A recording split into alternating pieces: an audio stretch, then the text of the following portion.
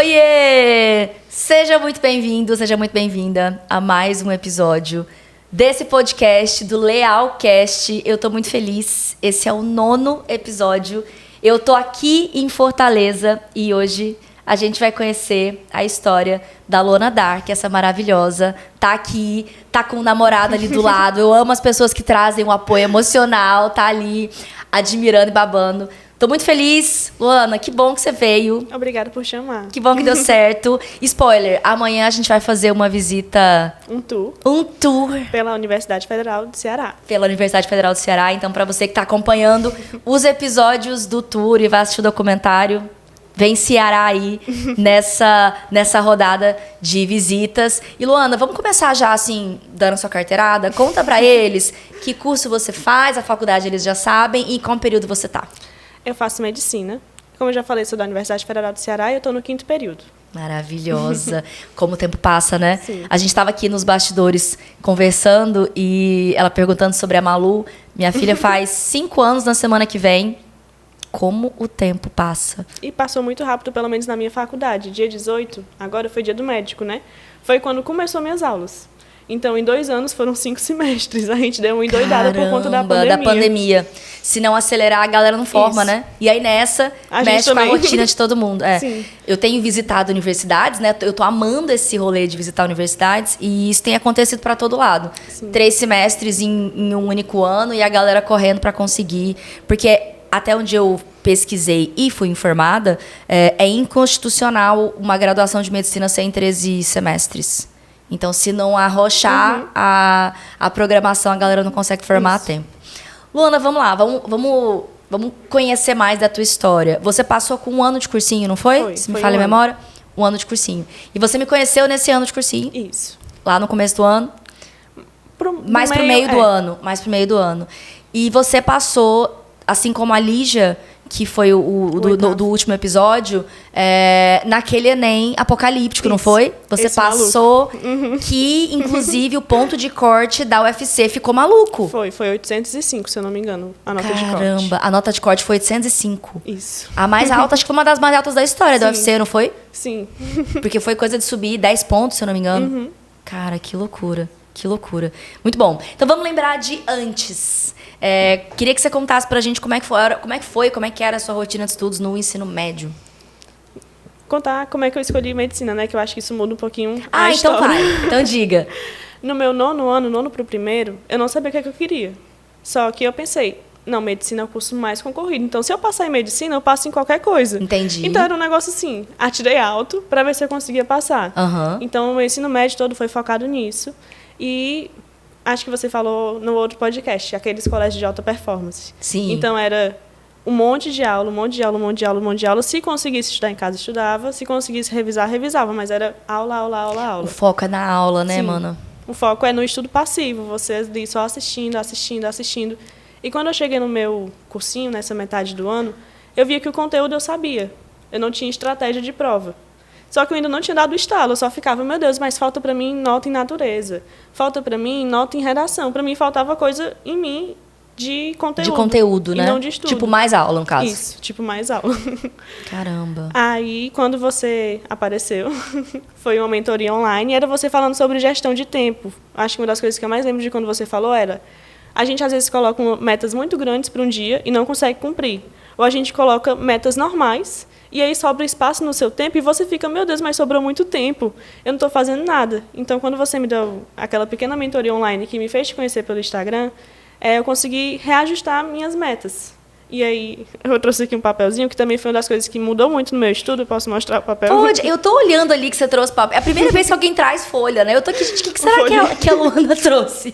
Deixa eu ver, o que você trouxe? Que era da estratégia de prova, certo? A forma como eu ia fazendo a prova. Que antes eu fazia, tipo assim, não, Enem são 90 questões, eu vou fazer as 90 de uma vez. Na ordem. Na ordem. Cara, por que as pessoas não falam disso, né? Eu fico sem entender. E nas escolas de performance. Sim.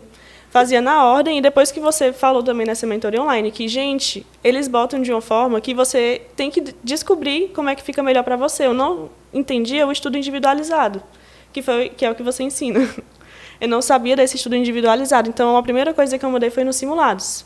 como eu ainda tinha tempo, como eu ainda tinha, tipo, metade do ano, Aham. eu comecei a fazer o Enem, a prova Enem. Eu fazia 45 questões na segunda, 45 na terça, 45 na quarta, 45 na quinta, das áreas. Sei. E em cada dia desses, eu me dava o meu tempo para fazer a prova, eu não pesquisava mais, eu dava o meu tempo, e eu ia vendo, não, para mim é melhor fazer primeiro as 15, depois as 15 últimas, depois as 15 do meio.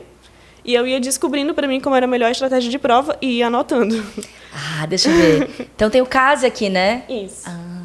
Muda muito, né, Luana? Porque assim, quando você pensa num atleta que, sei lá, que corre, que nada, não faz sentido, não dá pra acompanhar a evolução de performance de um atleta se esse atleta não anota, se ele não registra, né, qual foi o tempo, qual foi a distância percorrida, para você acompanhar a evolução. E aí acompanhar que tênis que estava usando, se troca de tênis, se não troca.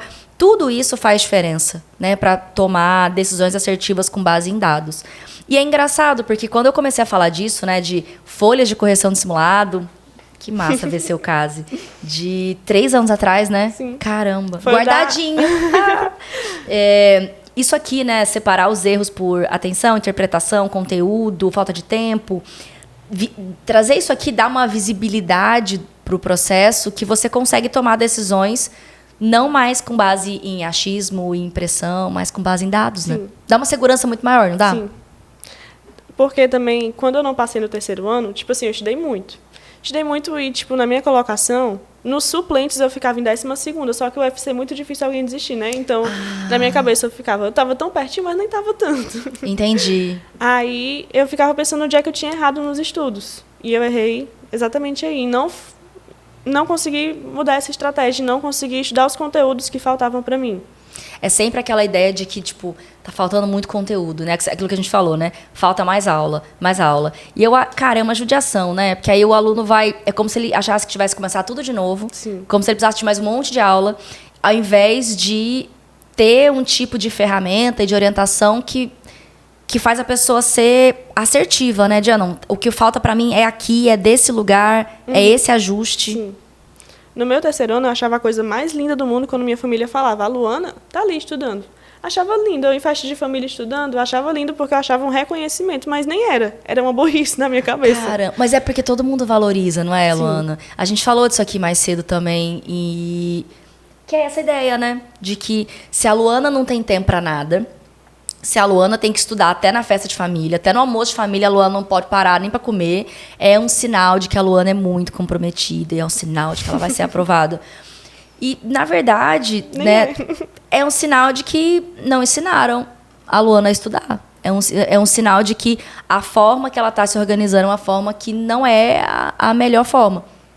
Sim. Mas é difícil chegar nessa informação se senso comum, escola, família, todo mundo até hoje repercute essa narrativa. Sim.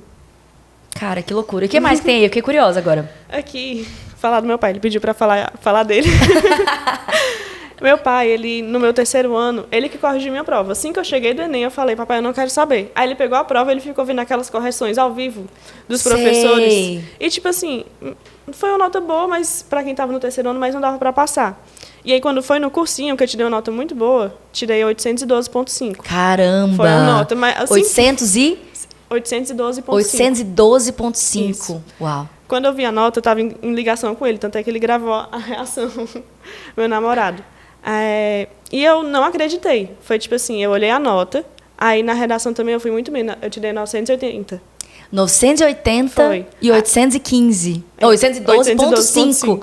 Cara, que demais. Eu fui fazendo as contas, e aí quando eu dividi tudo, eu fiquei, deu 812,5. Isso não tá certo. Aí eu fiz de novo. Você achou que não? Achei que não, porque a última, tipo assim, nas notas de cortes mais altas da UFC, nunca tinham chegado perto de 805, uma nota de corte, como chegou no meu ano. Então, assim que eu vi, eu fiquei pronto, eu consigo ir pra USP, eu consigo ir pra qualquer faculdade que eu quero. Ledo engano, porque a TRI desse ano foi doida, Foi né? doida, subiu muito os pontos de corte, Mas né? eu não acreditei. E como eu não acreditei, eu falei, papai, se subiu pra mim, subiu pra todo mundo. Não vou passar. Exatamente. Aí ele ficou endoidando meu coordenador do colégio, do cursinho, para conseguir as notas das outras pessoas do cursinho. E aí meu pai, depois que eu passei, ele fez uma folhinha com a lista dos aprovados. Mas também tem aqui... Tá aqui. 812.5, mana. Luana Dark de Menezes Braga. Sim. O orgulho do papai. Mas também ele fez uma loucura muito grande de planilhas e tabelas. Ele pegando, tipo assim, não, Lulu, se do seu cursinho passaram 20 pessoas, e o seu cursinho é um dos maiores da cidade, então do outro cursinho também vão passar 20 pessoas. Então acho que você fica em colocação tal. Ele fazendo as contas estatísticas, matemáticas, que nem eu entendi, mas que no final deu certo. E que no final tava na conta, inclusive, aqui, até da sua classificação, né? Pelo que você tá falando. Que demais. E o que mais tem aí? Aqui tem os que eu vou guardar para sempre, eu acho, né? Se tudo der certo, os Enems. Ai, a gente guarda, não guarda? Eu guardei, Luana, tô vendo aqui seus materiais. Eu não guardei a prova do vestibular, mas eu guardei, até porque para mim, o impacto maior para mim foram as minhas folhas de resolução de questões de física e matemática. Eu lembro que eu fiz todas as questões do Ramalho, que é um livro de física clássico, assim. E eu guardei em caixa, em catálogo, por mais de 10 anos, acredita? Hoje eu não tenho mais essas folhas, porque chegou um ponto que a casa estava ficando entulhada de coisa. Mas é pouquinho, acho que dá para você guardar pro resto da vida. Contar a história pros filhos, né? De olha como foi, o vovô, pessoa que lindo. Ai, que demais. Aqui tá o número de acertos, né? Sim. Do segundo dia... 37 de 44, porque teve uma anulada, né, de natureza, e 40 de 44 de mata. Arrebentou na matemática. E aqui é o primeiro dia? Isso. 35 de 45 em linguagens, nada como linguagens, e 41 de 45 em humanas. Adorava humanas. Realmente, um número de acertos. Só pelo número de acertos, dava pra saber que você já tava... Mas era ainda eu rezando, pensando, meu Deus, mas se eu tirei esse número de acertos, todo mundo tirou. Que demais, adorei. E Luana, quando você começou a aplicar as estratégias, né, de prova, de rotina de estudos, quando é que você sentiu, porque já foi ali na metade do ano do cursinho, né? Quando é que você começou a sentir que você tinha chances reais de passar, assim? Quando é que você começou a sentir que estava dando certo, que estava no caminho certo? Eu acho que desde que eu comecei o método, eu senti isso, porque eu realmente não sabia o que eu estava fazendo de errado no meu terceiro ano. No meu terceiro ano eu ficava... Os conteúdos eu sei, eu não sei o que é que eu estou fazendo de errado. E então, frustrante, né? Eu costumo brincar isso, tá? Que assim, é muito frustrante estudar e não sentir que está evoluindo. Sim. Não estudar é difícil, é sofrido. Mas, cara, estudar e não saber se vai dar bom ou se está dando bom, acho que é pior ainda. E aí foi nesse momento em que eu consegui encontrar o que eu estava errando, eu falei, pronto. Pelo menos mudar, eu estou mudando para fazer uma coisa diferente do ano passado e ver qual é o resultado que vai dar. Se vai dar certo ou não, vamos saber lá no final. Mas, nesse ano também, aqui em Fortaleza, a gente também tem a UES. A UES sempre me odiou. Eu sempre gostei muito da UES, mas a prova da UES não gosta de mim, que é vestibular tradicional. É muito diferente, né? E normalmente quem gosta de Enem não gosta da UES, quem gosta da UES não gosta de Enem. É bem dividido, né? Então, nesse meio do ano, eu tive um baque muito grande com a UES, que eu estudei muito focada. Eu tentei usar o método, mas a prova não gosta de mim. Então, eu simplesmente aceitei e, a partir disso, eu comecei a mudar e focar mais no Enem. Então, acho que eu realmente consegui sentir a mudança nos simulados do colégio mesmo. Porque ele tem um sistema unificado que conseguia trazer ranquear, uma TRI com outros colégios também. Então, eu ia fazendo assim as contas e dizia, eu acho que eu passo. Antes eu estava lá na rabada de quem talvez não passasse, e agora eu estou ficando ali no meio, que foi justamente onde eu passei. Eu passei em 42º lugar, então eu fiquei ali numa colocação melhor. Eu acho que foi isso que foi me dando mais tranquilidade. Fazer prova antiga já nesse formato da prova, né? Que é uma prova com TRI, analisando ali performance de alunos de outros colégios e perceber que você estava subindo de classificação. Colocação. Que demais, que legal. E também o meu cotidiano em si. Eu via que, mesmo eu não estudando tanto quanto antes, ainda assim minhas questões eu continuava acertando e eu estava com a mente mais tranquila. Tranquila de que eu estava fazendo o que deveria ser feito e estava dando certo. Pelo menos no papel, em números, né? Quantificando. E eu fico pensando, Luana, para quem tá ouvindo ou assistindo a gente, e pensar assim, como assim ela estava no cursinho e ela estava mais tranquila no segundo semestre? Parece real, não parece? Gente, isso é método. É isso que acontece quando a pessoa está estudando e ela não está tirando do sovaco a estratégia, ela não está perdida, tipo, o que fala? Não, eu sei exatamente, tá aqui nas minhas folhas, as minhas ferramentas, o meu processo de correção. Eu sei o que eu estou fazendo. a segurança vem, né? E eu confiei no processo. Ah, é uma frase que eu falava muito, não era? Inclusive, eu lembro disso. Porque, cara, a gente tava na pandemia. Eu tava contando pra Lígia, do episódio passado, que algumas, acho que de 25% a 30% das ferramentas do Método Leal foram criadas em 2020. Muitas foram criadas em 2017, que foi o ano, assim, da oficialização do método. Aí, em 2018, eu fui lá para Portugal para palestrar num congresso, e aí oficializou, né, a validação científica. Então, muitas foram em 2017, mas muitas foram criadas em 2020 por causa da pandemia, que foi aquela pira de fazer live todo dia e orientar vocês e gravar 150 áudios. Eu acordava e dormia. Escutava. Você lembra? Você lembra dos áudios? Lembro. Eu acordava e dormia pensando em vocês e pensando no quão desafiador era passar por tudo aquilo no meio da pandemia, no meio das incertezas do Enem, que com certeza você lembra, né? Sim. Vai ter Enem, não vai ter Enem, vai cancelar, não vai passar pro próximo mês, vai ser um dia, vai ser 2 dias, caramba. Uma loucura. Foi uma loucura. Que demais.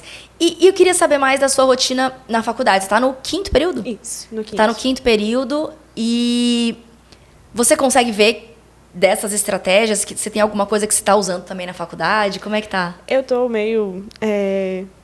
Esqueci a palavra que usa, não tem problema a gente... Não tem problema você não lembrar a palavra, tá tudo certo. Meu Deus, qual a palavra? Não é de castigo que eu quero usar. Ah. É o contrário de parabéns. Quando falo, você tá de parabéns? Você não tá de parabéns. Você não tá de parabéns. Eu não tô de parabéns, porque eu tô tentando usar o estudo individualizado. Lá na faculdade, que a gente tenta usar muito é flashcard. Sei. Flashcard ajuda muito a estudar, porque é muito conteúdo. Sim. Então, o que eu vi no primeiro semestre, se eu não fizer flashcard, eu não consigo lembrar no meu Pro processo de revisão, né? Até porque quando vocês vão fazer prova de residência, morfo, todo aquele conteúdo ali dos 2 primeiros anos, ele tem uma prevalência nas provas de residência e a tendência é esquecer, né? E se você não sabe a base, você não sabe o resto. Ainda mais depois que entra no internato e aí ninguém estuda mais, porque todo mundo fica envolvido com... Fica maluco. Porque também, assim, fica envolvido com o tempo no hospital, serviço. não tem aquela prova específica para estudar, vocês ficam um tempão sem prova para depois voltar a ter prova de residência. Então, é uma loucura. Mas o que eu tenho tentado fazer hoje em dia é assistir a aula, tentar fazer resumos, que são resumos mais direcionados. Às vezes eu só copio e colo os slides, mas eu ainda assim consigo dar uma revisada com eles e os professores conseguem passar algumas questões, pelo menos no período em que eu estou. Então, as questões ajudam muito a revisar. Ajudam, né? E provas antigas de veteranos. É o que Boa. salva. Prova antiga, que é aquele mesmo formato, né? De se desafiar. E me conta sobre os projetos que você está fazendo, porque eu já estava conversando ali com o boy e ele falou, Fernanda, é tanto projeto que eu nem lembro quais são todos os projetos. Eu quero saber, conta pra gente. São alguns. Eu vou começar por ordem do que eu entrei, não de importância. Então vai. Eu faço parte de uma liga, a Liga de Trauma, eu sou presidente. Deixa eu ver agora a ordem. Eu faço parte de uma iniciação científica, que é mais voltada à neovaginoplastia com pele de tilápia. Termos estranhos, né? Não, mas eu super peguei, inclusive não sabia nem que existia. Existe. Antigamente faziam neovaginoplastia, mas era com a pele mesmo da mulher. Hoje em dia fazem com a pele de tilápia, que também é usada para queimaduras, né? Isso, que foi o que ficou famoso, né? Sim, sim. Aí, entrei no cursinho pré-vestibular 12 de maio. Eu sou corretora de redação. Que legal. Tanto é que tem algumas coisas que eu tô falando aqui. Que é um trabalho aqui. ali para pessoas que são de escola pública, Isso. não é? Estudantes de escola pública. Isso, é lá da UFC mesmo, é um cursinho da UFC. Então, tem algumas coisas que eu tenho falado aqui que eu queria falar para os alunos de lá, que algumas vezes eles chegam, mas o Enem está chegando. Não, gente, ainda faltam 3 semanas. Ainda faltam 2 semanas, está muito longe, vocês ainda têm tempo. E, por último, eu sou monitora de anatomia. Que legal! São esses os projetos. Monitora, presidente de liga acadêmica, participa de pesquisa científica. Que orgulho! Eu gosto muito de ouvir essas histórias, e é muito legal dar oportunidade para vocês contarem, porque às vezes o vestibulando esquece que existe vida depois do Enem. Existe vida depois do Enem, não é mesmo? E a vida, vamos dizer que ela recomeça de outras formas. Sim. E a ideia de fazer esse podcast itinerante, né? A gente começou lá em Manaus, no Amazonas, agora a gente está aqui em Fortaleza. Os próximos episódios a gente vai gravar em Goiânia, já está agendado. Depois a gente tem Rio de Janeiro e eu vou seguir viajando. Tem São Paulo. Eu quero a meta é viajar para todos os estados nos próximos meses.